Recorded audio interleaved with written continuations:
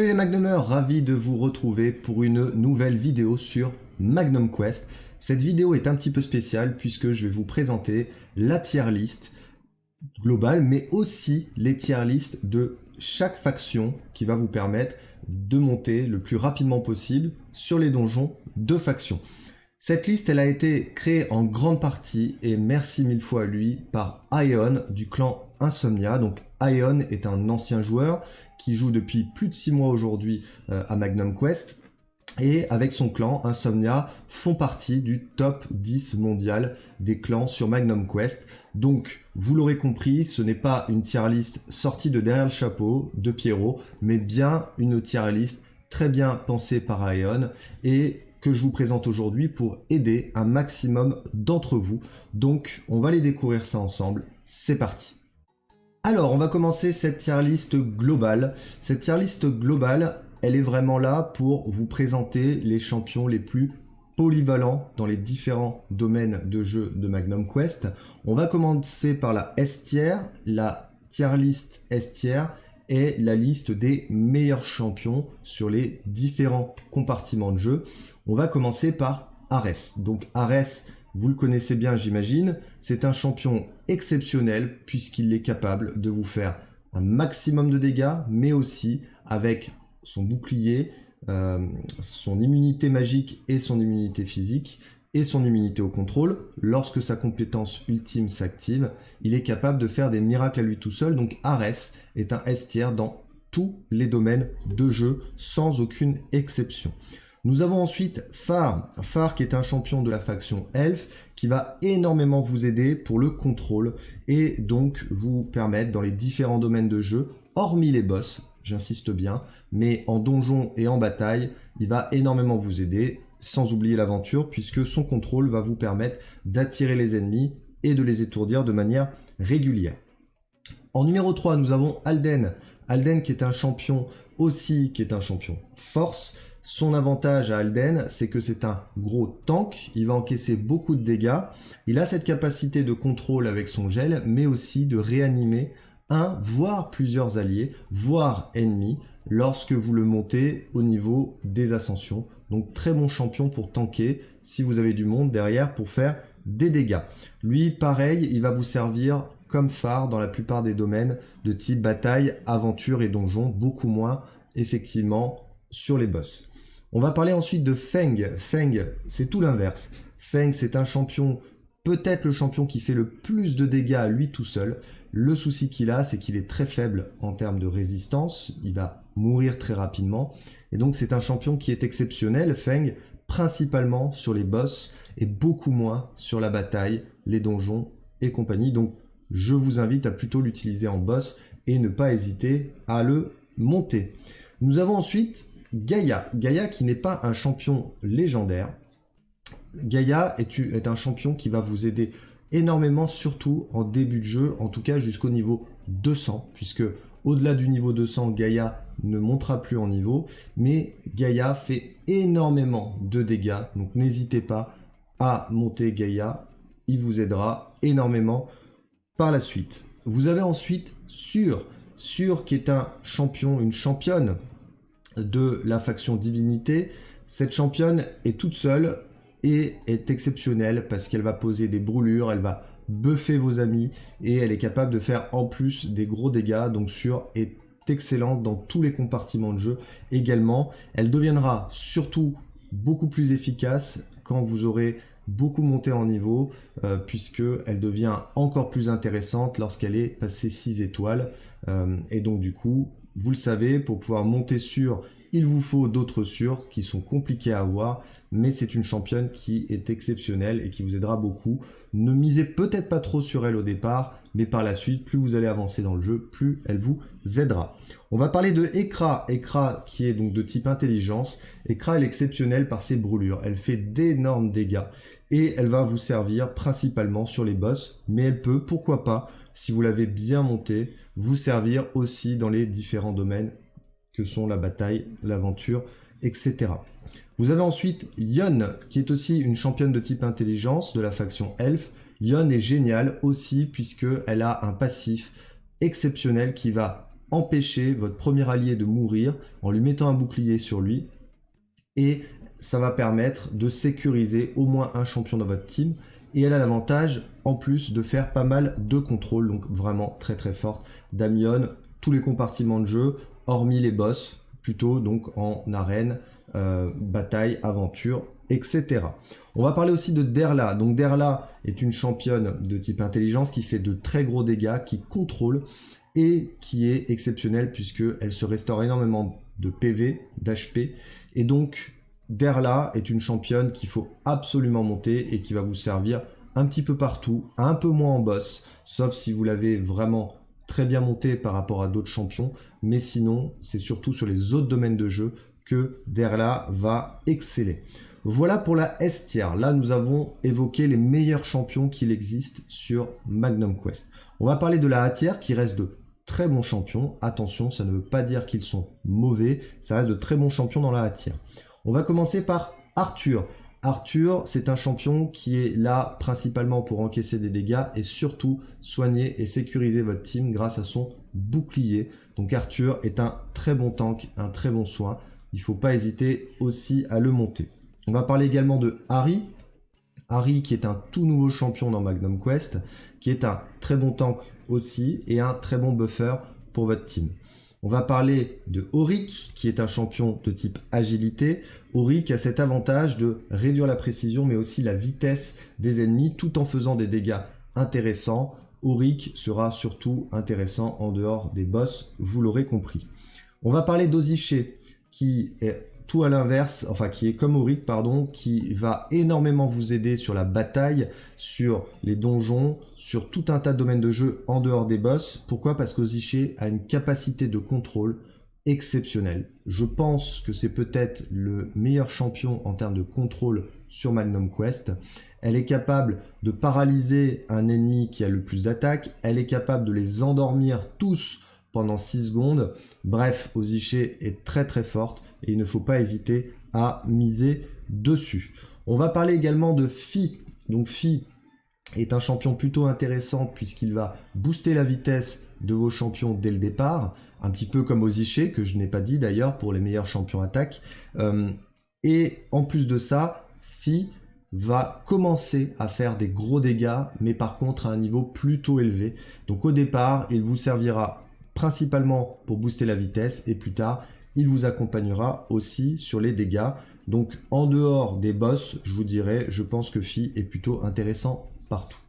Nous avons également Naomi. Naomi, vraiment une championne très particulière puisque elle est vraiment l'anti-Ares par excellence, mais pas que. Elle est capable de faire d'autres choses puisque sa compétence ultime lui permet de retirer tous les buffs, toutes les améliorations des ennemis. Donc, vous l'aurez compris, contre un Ares, c'est très fort quand il a posé son bouclier pour pouvoir lui enlever. Et elle a cette capacité, en plus, de faire du soin sur une zone, ce qui est plutôt intéressant, mais c'est plutôt pour sa compétence ultime qu'on va l'utiliser. On va parler aussi de Ici. Ici, donc championne sauvage, toujours en intelligence. Ici, elle est plutôt calibrée pour faire beaucoup de dégâts et du contrôle. Donc pareil, elle va plutôt servir, elle, sur les domaines de bataille, aventure, donjon, et très intéressante en termes de dégâts. Et on va parler du petit dernier qui n'est pas non plus un champion légendaire, c'est Garaf. Garaf, si vous avez la possibilité de le monter au début, il est intéressant puisqu'il va vous apporter et du contrôle et un effet drain qui va vous permettre de voler la vie des dégâts que vous commettez. Donc ça peut être tout à fait intéressant en début de partie pour accompagner pourquoi pas un Ares. Et par contre, comme Gaïa, au-delà du niveau 200, Garaf perdra complètement son intérêt puisque lui ne peut plus être monté au-delà du niveau 200. Voilà pour la A tier. On va parler du B tier qui reste des bons champions mais plus ciblés dans des cas très précis. On va parler de Katos. Donc Katos est un très bon champion. Il pourrait mériter d'être en A tier. Le souci, c'est qu'il a besoin d'être à un niveau élevé pour être très intéressant. Il a beaucoup de PV, de HP. Il est très tank. Il a du contrôle par son silence. Le silence permet d'éviter d'avoir les compétences ultimes des adversaires pendant une durée spécifique. Il est capable de faire de la brûlure. Et quand il meurt, il est capable d'attirer aussi un ennemi dans sa chute. Donc Katos peut être intéressant, mais pas forcément trop au niveau du début de jeu. Alors si vous avez la chance de l'avoir eu au début, il vous aidera, mais il va vite trouver ses limites tant que vous ne l'avez pas monté comme sur un niveau élevé. Voilà, donc Katos, plutôt intéressant partout en dehors des boss. On va parler aussi de Gila. Donc Gila, un peu comme Feng, est un champion qui fait beaucoup de dégâts, champion de type agilité, mais qui est très très très faible aussi, qui va très vite mourir malheureusement. Et donc du coup, Gila est à privilégier très clairement sur les boss et pas dans les autres domaines de jeu, mais c'est un des champions qui fait aussi beaucoup de dégâts et il n'y en a pas énormément dans Magnum Quest. On va parler ensuite de Xian. Donc Xian est très intéressant aussi puisque il va faire des dégâts, c'est un champion récent, mais il a cet avantage aussi de cibler les ennemis qui sont à l'arrière en termes de position. Et donc du coup, quand vous avez des champions très embêtants comme Derla, Naomi, etc. qui peuvent vous bloquer, Xian peut avoir cet intérêt de vous débloquer en allant taper principalement ceux de derrière. Donc Xian très intéressant et dans les boss et aussi dans les différents domaines type bataille, aventure, etc. Voilà, pareil, limite à tiers, hein, notre ami Xian. On va parler de Carlotta. Carlotta qui est une championne aussi de type agilité, de la faction ombre. Donc elle est surtout intéressante pour bloquer un ennemi que vous avez à l'opposé de la carte, de là où vous positionnez votre Carlotta. Elle va le focuser et donc du coup vous permettre aussi de contrôler d'une certaine manière le champion qui vous pose souci. Si vous avez un champion tout au fond à gauche et que vous la mettez vous tout au fond à droite, c'est ce champion qu'elle va cibler et donc vous permettre d'aider à contrôler. Signa, ensuite championne de type intelligence, donc elle est vraiment là pour buffer les copains, aussi bien en les sécurisant sur la ligne arrière qu'en apportant du buff. En dehors de ça, elle apporte pas grand chose, donc ça va être surtout sur les boss qu'elle va apporter une plus-value. Emilia, qui est un mix entre dégâts et contrôle. Voilà, je pense qu'il y a beaucoup de champions qui sont mieux qu'Emilia, mais évidemment sur la faction elfe elle est intéressante, elle a un très bon équilibre. On va parler aussi d'Aelwyn. Aelwyn, vous la connaissez très bien, c'est une championne qu'on a en tout début de jeu. Aelwyn est vraiment S-tier en tout début de partie. Son soin va énormément vous aider, donc c'est pas parce qu'elle est B-tier qu'il faut ne pas l'utiliser. Par contre, quand vous allez monter en niveau, elle va être très limitée puisque son soin ne remplira plus les bonnes conditions pour qu'elle reste S-tier. Donc voilà pourquoi elle est classée B-tier, mais attention, début de jeu très très intéressante. On va parler également de Merialet. Merialet, donc champion qui, moi, m'emballe pas particulièrement, mais qui peut avoir son intérêt, que finalement je ne connais pas plus que ça, mais je fais tout à fait confiance à Aeon pour le classement en B-tier. Et puis Sorcha, qui est un champion qui aussi intelligence, qui fait des dégâts, qui est surtout intéressant par sa capacité de survie, puisque lorsqu'elle est censée mourir, elle va se transformer en ours, se refaire taper, et lorsqu'elle a terminé d'être en ours, elle va rebasculer sur sa forme initiale. Donc on va dire qu'elle a plusieurs vies, un petit peu comme les chats, et c'est pour ça que Sorcha est intéressante. Sinon, elle n'est pas hyper folle en termes de dégâts, il y a des champions nettement meilleurs. On va parler des C-tiers. Alors là, on commence à être sur du correct sans plus. Mais attention, champions qui peuvent vous aider en faction. On abordera les factions un petit peu plus tard. On va commencer par Menton. Donc Menton est censé faire pas mal de dégâts. Évidemment, il n'est pas du tout du niveau de Ares, mais il reste tout à fait correct. Rickers, qui est lui son copain de la faction sauvage, qui est plutôt là pour tanker et avoir un petit peu de contrôle. Nous avons également Ista, qui est un champion de type agilité, qui peut faire des dégâts, mais qui est quand même en dessous de beaucoup de champions de type agilité. Nous avons Veara, pareil, qui est limité, malgré que son skin est très sympa avec son loup. Les dégâts sont quand même limités, elle est plutôt fragile. Et on va terminer par Flan, qui est une championne intelligence atypique, puisqu'elle va au corps à corps. Et pareil, ses dégâts sont quand même plutôt limités, sa capacité de contrôle également. En D-tier, sous-entendu les champions les moins forts de Magnum Quest, nous avons pour commencer Bill. Alors voilà, Bill est vraiment un champion qui a peu d'intérêt, à part pour pousser les autres champions un petit peu plus loin. Il fait pas énormément de dégâts, il n'a pas énormément de contrôle. il est plutôt moyen. Monroe, pareil, est un champion censé faire des dégâts, mais il n'en fait pas plus que ça. Il y a tellement de champions forts dans la faction Elfe que même dans le donjon des factions, il n'a pas sa place. Julien, qui est un champion qui, pareil, n'a pas beaucoup d'intérêt, à part sa capacité d'immunité physique. Donc, si vous avez besoin, entre guillemets, d'encaisser des dégâts, il peut avoir un intérêt, mais ne misez pas trop sur Julien. On va parler ensuite de Thunder. Donc Thunder, il peut être, on le rencontre très souvent d'ailleurs dans la bataille et les aventures, ou même dans les épreuves. Pas fou, Thunder, voilà, pas fou. À très très haut niveau, il peut faire mal, mais pas fou, il y a quand même bien mieux sur lequel miser. On va parler aussi de Winden. Alors Winden, il fait d'énormes dégâts, mais il a un gros problème de vitesse, malgré que ce soit qu'il ait été un peu corrigé dans le dernier patch. C'est un peu mieux, mais ça reste très limité. Donc du coup, le problème, c'est que sa compétence ultime, il va mettre beaucoup de temps à la faire. Et donc, vous avez intérêt à avoir beaucoup de champions qui sécurisent pour que Winden ait le temps de placer sa compétence ultime. Et Gus, que dire? Une purge. Voilà, j'ai pas d'autre mot pour Gus. Aucun intérêt particulier. Je ne veux pas rajouter de commentaires. Je ne suis absolument pas fan de ce champion. Voilà ce qui est aujourd'hui la tier list globale Magnum Quest. Attention, cette tier list est amenée à évoluer avec les nouveaux champions qui arriveront dans le futur, mais aussi par les rééquilibrages que vont faire les développeurs. Voilà pourquoi cette tier list n'est pas valable indéfiniment et que vous pouvez la prendre aujourd'hui comme acquis, mais attention dans le futur, s'il devait y avoir des gros changements, je vous proposerai une autre vidéo qui justement mettra à jour cette tier list. On va aller découvrir maintenant la première tier list de faction. Let's go. Alors, on va commencer par la tier list Forteresse. Forteresse, nous avons exactement 8 champions à date. Ces champions, donc dans la S tier, on va parler d'Arthur et de Ekra en principal. Vous l'avez entendu tout à l'heure, Arthur pour sécuriser, Ekra pour faire du dégât avec sa brûlure. En A tier, nous avons Feng qui va faire de gros dégâts mais risque de mourir rapidement. Auric qui est un excellent contrôle par sa perte de vitesse des ennemis et ses dégâts. Nous avons Signa pour booster un petit peu tout le monde en B tier. Et puis les derniers champions sont donc Bill, Flan en C tier. Si vous n'avez rien d'autre, pourquoi pas, peut-être plus Flan que Bill.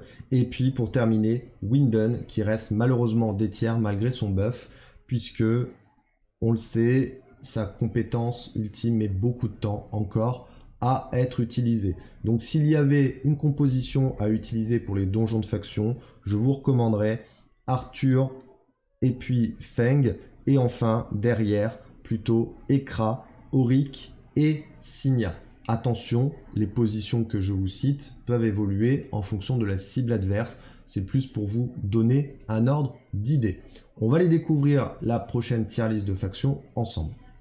Pour les sauvages, la tier list, nous avons beaucoup plus de champions puisque nous en avons 10 par rapport à la Team Forteresse. Et donc là, vous aurez plus de choix.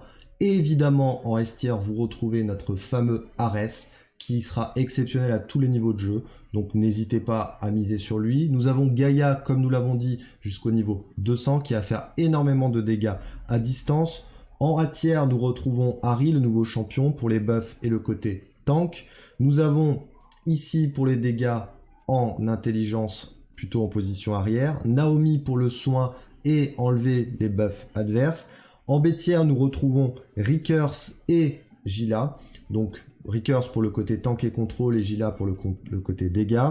En C tier, nous retrouvons Menton et également Ista. Donc là, si vous pouvez vous en passer, c'est du dégât pur et plutôt moyen, donc très peu d'intérêt. Et en dernier, Thunder. Donc on a plus de choix, on peut se permettre de faire l'impasse sur certains champions. Ce que je vous recommanderais au début, c'est effectivement de mettre Ares et Harry devant si vous les avez, et puis d'utiliser ici Naomi et Gaïa derrière. Maintenant, si vous avez des champions plus évolués comme un Rickers par exemple, ce qui est mon cas par rapport à Harry, et ben pourquoi pas mettre Rickers devant avec Ares, mais sinon les autres, vous pouvez faire l'impasse. Gila, encore une fois, peut être intéressant si vous avez besoin de tuer rapidement un ennemi devant, mais sinon en dehors de ça, vous le savez, va y passer malheureusement très rapidement. On va les découvrir la prochaine faction ensemble. Pour la faction des elfes, qui est probablement une des factions les plus complètes que nous avons dans Magnum Quest, nous avons exactement 9 champions qui sont pour beaucoup dans les meilleures couches des S tiers et A tiers. Nous avons évidemment Phare qui est indéboulonnable et qui vous servira énormément sur le donjon et comme on l'a dit en bataille, aventure et compagnie, donc pour le contrôle. Nous avons Phi qui sera là pour booster la vitesse de vos petits copains et également faire des dégâts en montant de niveau. Et vous avez Yon qui va sécuriser et contrôler également. On a en A tiers Oziché qui pour moi est pas loin du S tiers sur la faction des hauts elfes. Aelwyn en A tiers, on l'a dit, attention, plus vous allez monter de niveau, plus elle va perdre de l'intérêt. Et nous avons Garaf qui au même titre va perdre de l'intérêt en montant dans le temps. Et enfin, en B tiers, nous retrouvons Cyan et Emilia, qui restent des très bons champions, attention, mais ne misez pas trop sur Monroe. Ce que je vous recommanderais pour commencer les donjons factions, peut-être miser sur Phare et puis Oziché devant, et puis derrière, Phi, Yon, et puis avoir entre Garaf ou Aelwyn en fonction de vos besoins. Si vous montez en niveau, à ce moment-là, vous partirez plutôt sur Phare et puis Oziché devant, et nous aurons probablement Cyan ou Emilia derrière, toujours avec Yon et Phi. On va les découvrir la dernière tier list ensemble, c'est parti. Et enfin, pour terminer ces tier list de factions, nous allons parler de la tier list ombre. Donc là, nous avons exactement 8 champions qui sont plus ou moins bons, avec du très mauvais et du très bon. Nous allons commencer par les S tiers. Nous allons parler d'Alden, comme on l'a dit tout à l'heure, énorme tank, sécurisateur et qui contrôle en plus, excellent champion. Nous avons Derla, excellente championne qui fait d'énormes dégâts. Nous avons en A tiers Carlotta pour faire des dégâts sur une cible en position arrière ciblée. Et ensuite, nous retrouvons Merialette et Sorcha en B tiers qui sont des champions tout à fait corrects. En C tiers, ça va être plus compliqué. Nous retrouvons Veara et en D tiers, Julien et Gus. Donc, la plus compliquée de composer une team, vous avez évidemment à mettre Alden devant, Derla derrière, Carlotta plutôt derrière. Pourquoi pas imaginer Veara devant, nous avons un problème de champion force, voire Julien si vous avez juste besoin de prendre des dégâts. Et puis, on le disait donc derrière, Derla, Carlotta, Sorcha pour les principaux que je vous recommanderais pour la tier list des factions ombres. Comme toujours, à adapter en fonction de l'équipe que vous avez en face et de leur positionnement. Nous avons désormais fait le tour de l'ensemble des tier lists. D'un côté, la tier list globale, de l'autre côté, les tier list factions. J'espère que ça vous a aiguillé, que ça vous a aidé pour savoir sur qui miser et que vous allez pouvoir progresser grâce à cette tier list. Si elle était amenée à changer dans le futur, je vous ferai évidemment une mise à jour. En attendant, je vous souhaite un très bon jeu sur Magnum Quest et je vous dis à très bientôt pour une prochaine vidéo. Ciao les Magnumers.